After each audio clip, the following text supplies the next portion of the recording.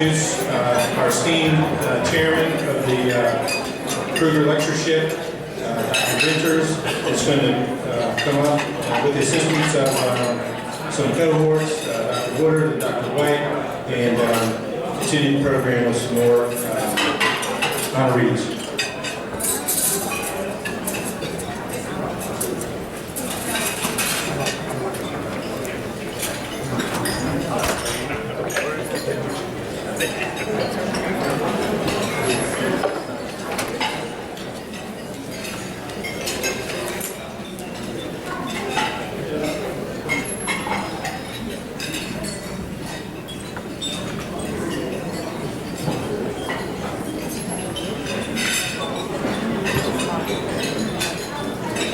The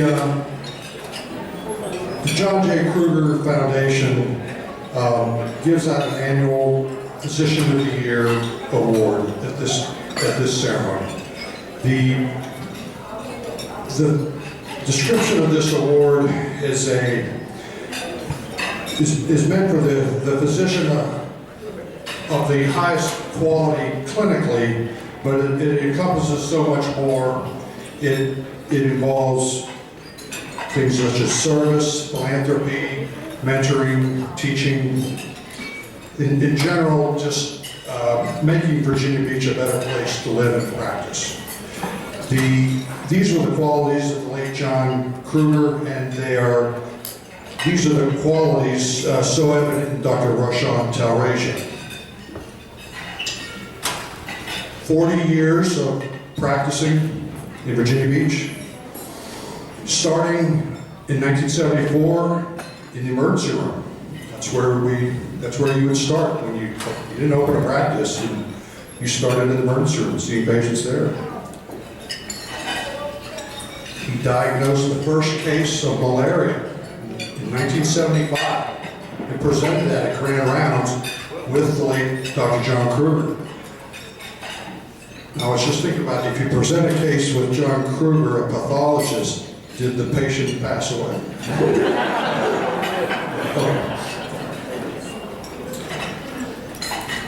He served on every committee imaginable, plus he made up a few committees. Dietary, of course, anti-smoking. He's probably got more people to quit smoking in Taiwan than any physician ever has. He's a member and a guest lecturer of innumerable local, national societies, and is a well sought after speaker and has been on the short list for, in case we had an absentee speaker or something happened to a speaker that we were expecting to have from the Krueger Foundation. He's been on the short list for that for many years. But we were fortunate to have Dr. Whitehurst here tonight too. But he's now sits along with Dr. Whitehurst on the faculty at ODU as a professor in the Institute for Learning and Retirement. But amongst innumerable contributions to Virginia Beach medical community, of course, his two biggest contributions really are fellow Krueger committee members, Drs. Deepak Talreja and Dr. Rina Talreja, who I would like to call to the stage now to give us a little further presentation.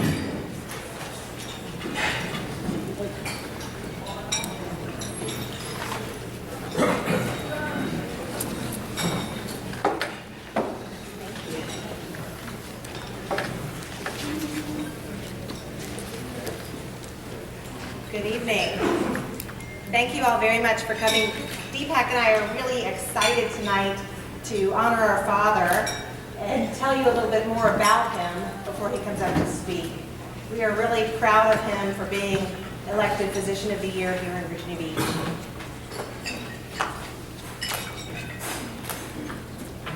So recently, the Virginia Pilot did an article on our dad. We thought they did a really nice job. And it really focused on his recent endeavors where he's really blossomed in embracing philosophy in the city of Virginia Beach and teaching some philosophy courses. You can see there on the right side the Virginia Beach Higher Education Center, and informal club that he's created called the Socrates Club. So this is his current passion, and I think for those of you that might know him from the Doctor's Lounge, where he comes and tries to stir the pot with political conversation and whatnot, that might be what you know of him now, but we thought it might be helpful to understand a little bit of history about how he got to where he is today. So he was born in New Delhi, India, the eldest son in a family, which in India is a very prestigious thing. And he was raised there as a young boy as the eldest of 5 children. He has 2 brothers and 2 sisters. His brothers and 1 sister actually live here in the United States now, and his eldest sister still lives in India.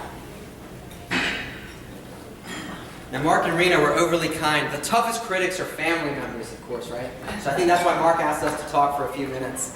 It's an honor to be here tonight, and Rena and I went through a lot of slides. I promise we're going to keep this under 10 minutes. So that's the first thing. In the rest of his training, you can see the styles from different eras here represented, of course. He did his medical school training at the University of Cambridge and went on to the University of Delhi. And in 1967, graduated from the Mullan Azad Medical College there.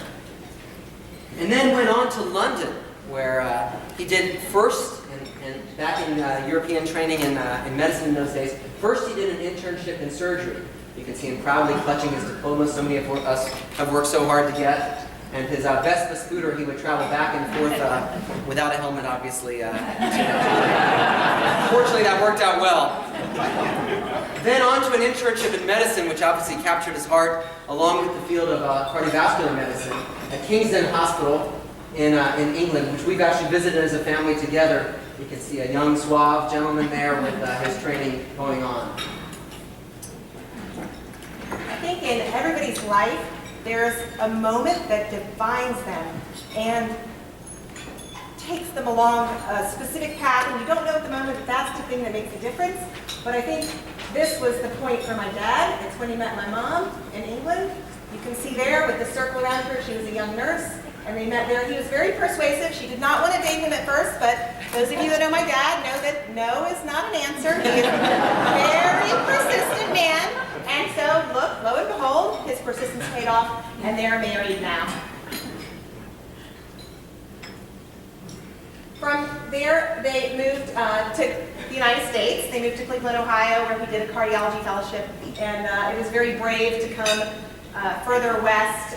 My dad is from India, my mother is from Cyprus, and they both left their family and their homeland countries to come here and start a life. And in Cleveland, they had my brother Deepak, and they had me. We were both born while they were there.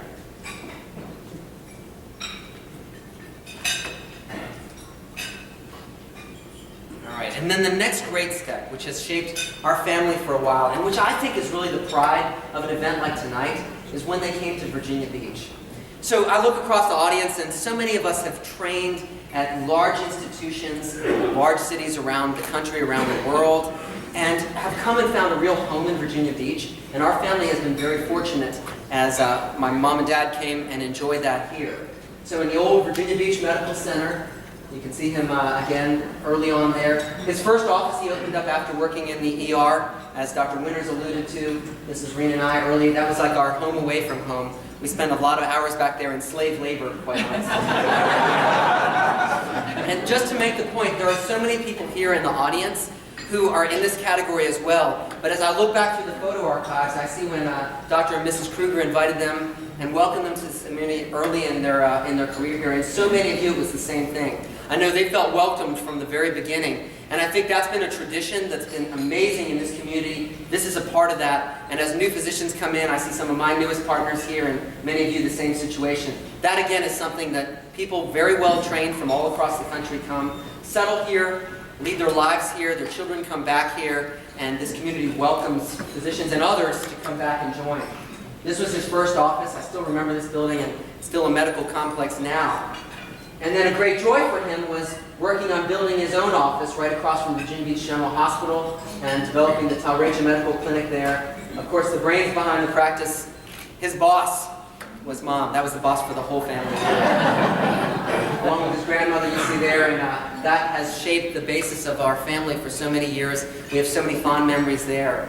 And again, as coming back to this area as specialists in different areas, you know, the primary care they deliver in this community, to this day I can't leave an office day without patients saying, oh, your dad was one of the best physicians I ever had. And it's neat to see the reputation in the community. As a son, as a critic coming back and seeing what's going on, it's a real honor to be in the community where my father's worked and formed. Family was always a big part of my dad's life. He was a wonderful father to us, and all the time he had outside of the time he dedicated to his practice, the hospital, and his patients was spent dedicated to our mother and us, very active in our school and our extracurricular activities throughout our lives. He was never outwardly pressuring us to go into medicine, but there were times where you might get the sense that he wanted us to pursue that career. You know, from the time we worked in his office, you know, doing little odd jobs and this and that, to playing doctor and dress-up times.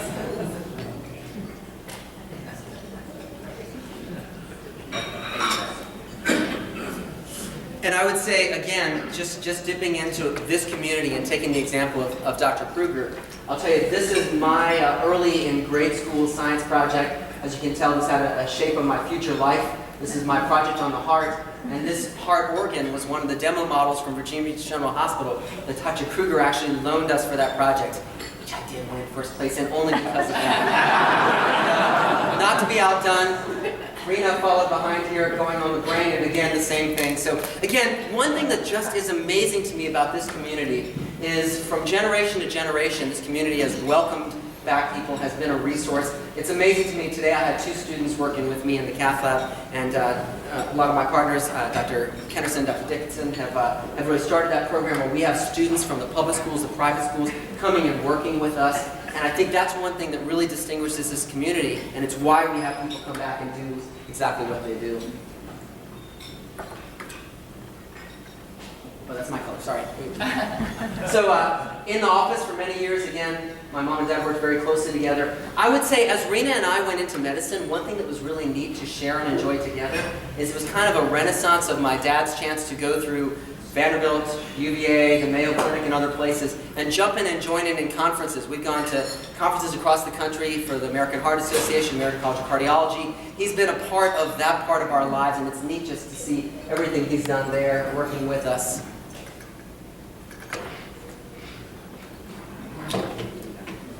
So, in my father's practice of medicine, a lot of what he focused on outside of what I like to refer to as the hard science of being a doctor was the communication aspect with the patient. He really embraced holistic medicine, what we now call complementary and alternative medicine, and general well-being of the person. And as a kid, I remember watching him talk to his patients, and it was really, really great to see someone who just had a sense of talking to the patient, figuring out what that patient needed to hear based on the struggle they were going through, whether it was physical or emotional or familial. And I think that that was where his practice of medicine was unique. And in today's society where we have EMRs and managed care and quick visits and the things that we struggle with on a daily basis, it was nice to have that as a role model. And I'd like to hope that a small part of that has shaped the way that we practice medicine, and hopefully other people that have known him in his lifetime has the way they practice medicine as well. And we're getting to the last few slides here. I would say one other neat thing is, like so many of the people in this audience, he's not very good at retiring. Although he's officially retired from the active practice of medicine, he spent time working in the free clinic. He spent time going to the American Medical Association white coat ceremonies, and has spent time with CVAL Bayview working in our cardiac rehab program along with Centera Healthcare to educate patients on healthier lifestyles and diet. We've actually published some work recently we did on looking at diets within the community. And then lest you think he's given up. So I think he's also finding a way to keep medicine in his life now as a grandfather. He's been very active in our children's lives in coming to preschool and elementary schools and doing what is called mini med school. In every aspect of my children's lives, he's been known as Dr. Top Tubes. Right now he has 4 grandchildren of whom he's very proud, Alex, Sophie, Mateo, and Lola, and this is now his passion today. And to end our discussion, we'd say, although the clinic has changed, it's now a dental office of Dr. Pelayath, he's never really ended. So he's not really sailing off in the sunset here. He's keeping active, recruiting the next generation. And it's been an honor for our family to be a part of this community, and I would thank all of you for all you've done for our family and for the community at large.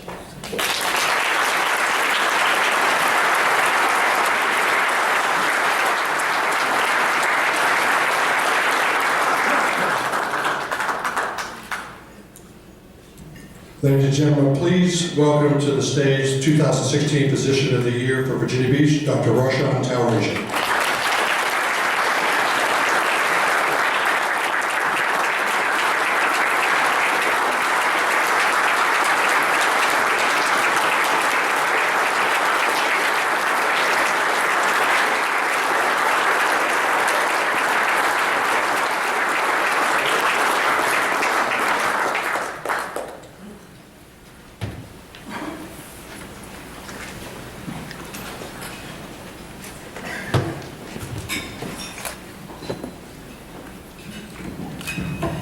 It's my honor to present you with the 2016 Physician of the Year Award for Virginia Beach.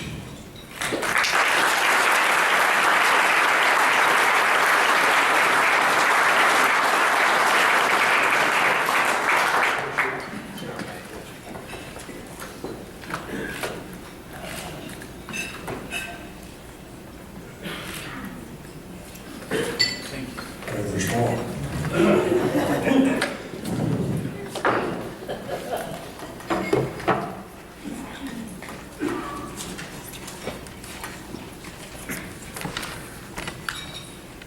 With the award goes a resolution, which is framed here, that I would like to read, as we customarily do. Whereas the medical community of Virginia Beach, as part of the John J. Krueger MD Foundation, has deemed it appropriate to bestow the honor of Physician of the Year on one Virginia Beach physician each year, and Dr. Roshan Talreja has served the Commonwealth of Virginia and the communities of Southampton Roads as a caring, compassionate, and astute physician for over 40 years. And following retirement from his medical practice, he has volunteered in the Beach Health Clinic and health education and preventative cardiology, providing medical lectures and seminars for the community. And whereas from his personal interests and life experiences, he has developed an interest in public philosophy, organizing public forums to share Eastern and Western ideas in the Socrates Club and the Old Dominion University Institute of Learning and Retirement, such that public philosophy has become his passion. And whereas his legacy in medicine is his dedication to educating students of medicine and nursing, encouraging their career development, his enthusiasm having been transmitted to all his children as practicing physicians in the medical field in this community. And whereas his activities, accomplishments, and leadership skills have most closely exemplified the ideal of service characterized by the life of Dr. John J. Krueger. Therefore, be it resolved that the medical community of Virginia Beach expresses its deep appreciation and highest regard, and be it further resolved that this certificate of honor be presented to Roshan Talreja, MD, and that he be named the 19th Annual Physician of the Year.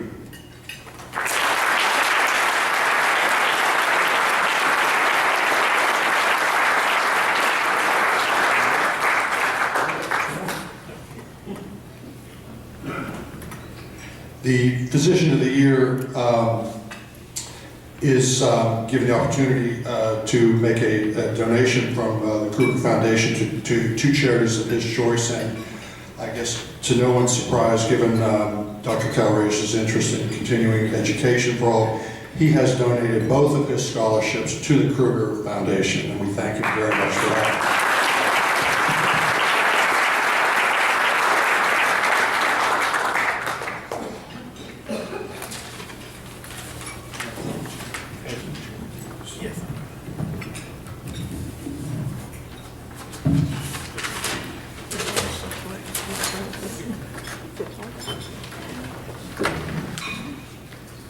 Now comes the entertainment.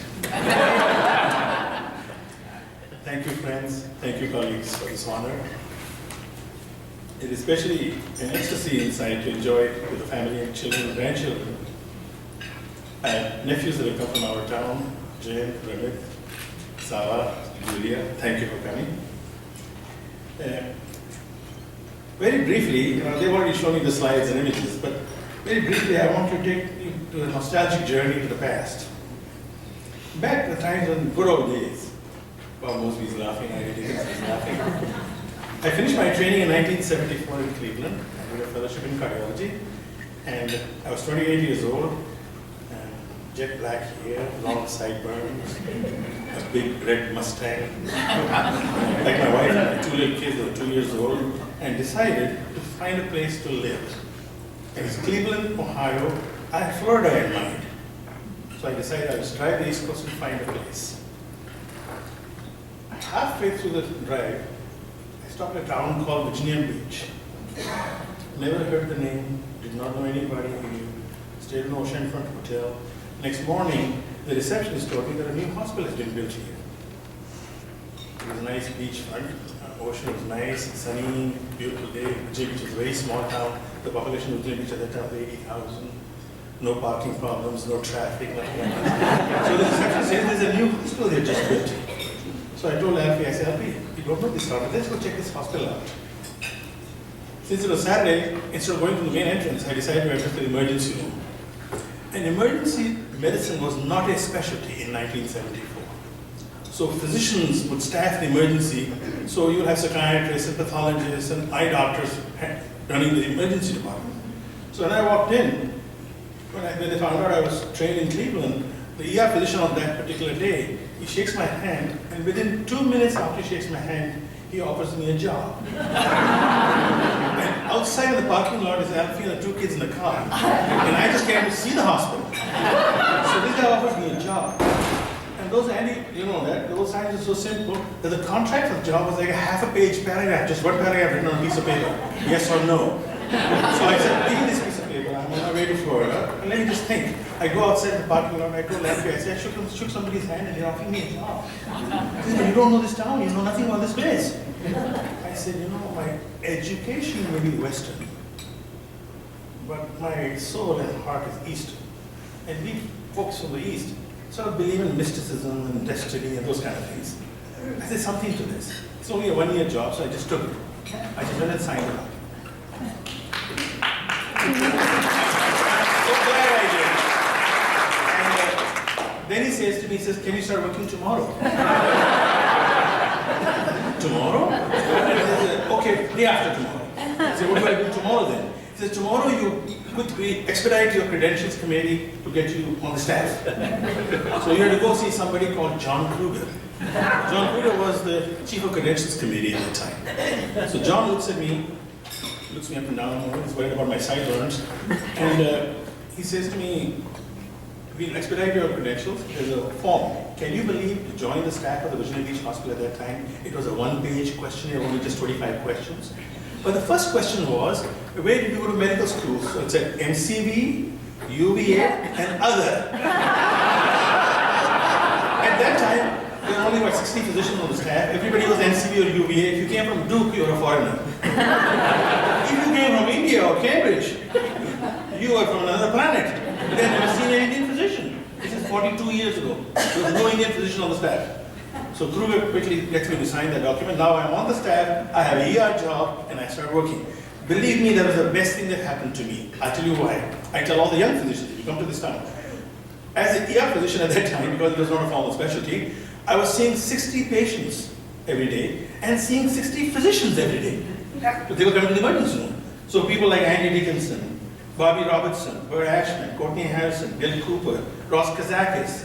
I was meeting all these people in the emergency room. Jim Wright, John Tartt, Ted Adler. John, remember that? We used to all meet in the emergency room. And we had a very small community. Everybody worked in only one hospital. We met in the physician's lounge every day. And John Krueger was a comedian of the physician's lounge. Now, sometimes very ethnic, very tough jokes, but jokes all the time. Very funny jokes. His main relationship with me in particular, and I'm sure many others, was basically humor. One day, while I was working in the emergency room. I just want to tell you how simple those times were. One day I was working in the emergency room, and the nurse comes running to me. She says, there's a patient outside that we give. By the way, there were no oncologists here. So everybody used to go to Norfolk for the oncological plan, but the treatment was given in oncological treatment was given in the emergency room. So the ER physician job was to give chemotherapy in the ER. So this nurse comes up and says, please just sign this piece of paper and we will give this chemotherapy to this patient. I said, who's the patient? He said, the patient happens to be a physician. Now very few in this room would know that name, Dr. Bosley. And do you remember that? Dr. Bosley was an ENT doctor, and he had a very advanced throat cancer. And he was coming there for chemotherapy.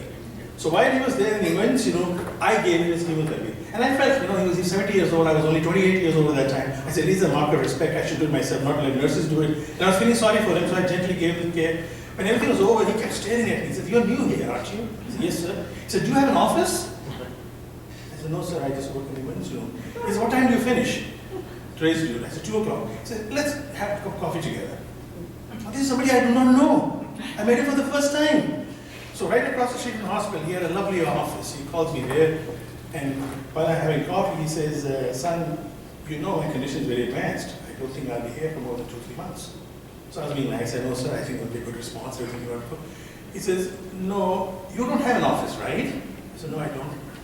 I'm not exaggerating. He put his hand in his pocket, pulled out the keys, he put it on the table. He says, as of tomorrow, this office is yours. I said, what do you mean? He said, I'm giving you my office. Just imagine my emotions at the time. I'm giving you my office. I said, what do you mean giving? I can just take your office. He said, why not? I said, maybe, I didn't know what to say, so I said, maybe someday in the future I can buy it. I don't know what made me say that. He said, oh, you want to buy it? Wonderful. Why didn't you walk around? So I walked around his entire office. He had cabinets and typewriters and 40 years of practice of ENT. And I don't know what made me say it. I said, $1,000? He said, done, deal. You just bought an office. Then he takes me outside, pulls the shingles off, and he says, go and get your name printed on it. And now you're going to be in this office. I told my wife, I said, I just came here, somebody shook my hand, gave me a job in the emergency room. And then 6 months later, somebody just gives me his office. This is Indian destiny working here. I'm not exaggerating. I went back to my bosses in the emergency room. Since I had signed a 1-year contract, I had only been there 6 months. So they said, they didn't want me to leave in the emergency room. So they said, you know what? Every time I went there to talk to them, they would raise my salary a little. They did that 5 times in a row. They doubled my salary by 5 visits over 5 weeks. On the 6th week, I said, do me a favor, please don't raise my salary. Please don't give me any more money. I just want to open my office. I have an office across the street. And I want to say thank you to Alfie. Alfie ran that office for 40 years.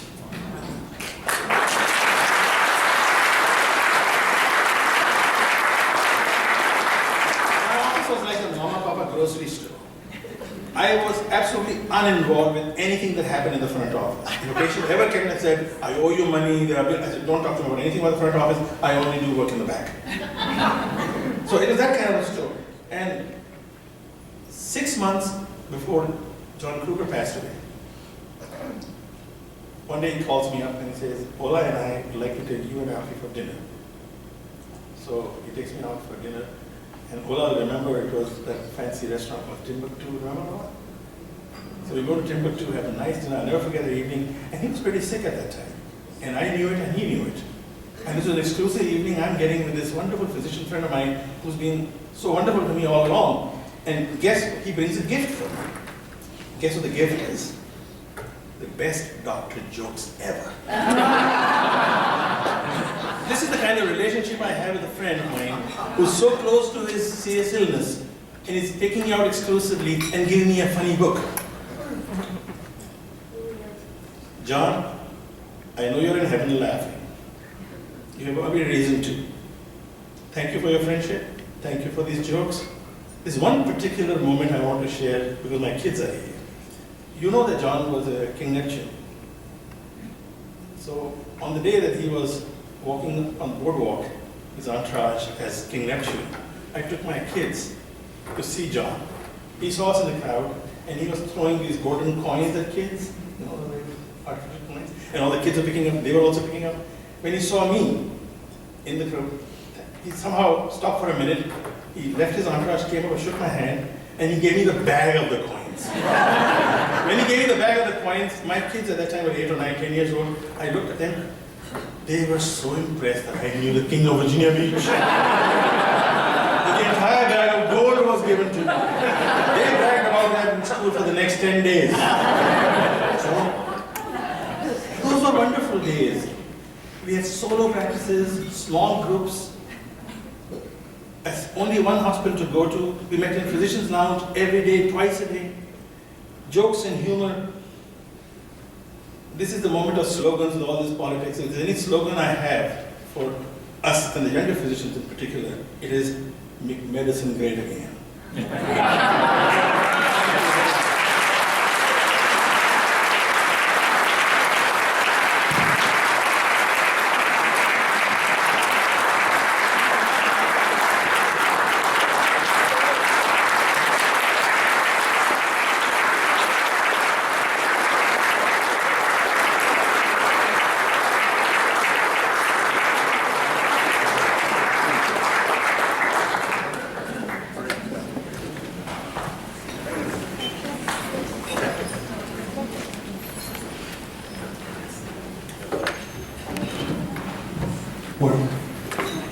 One other, this is a great job.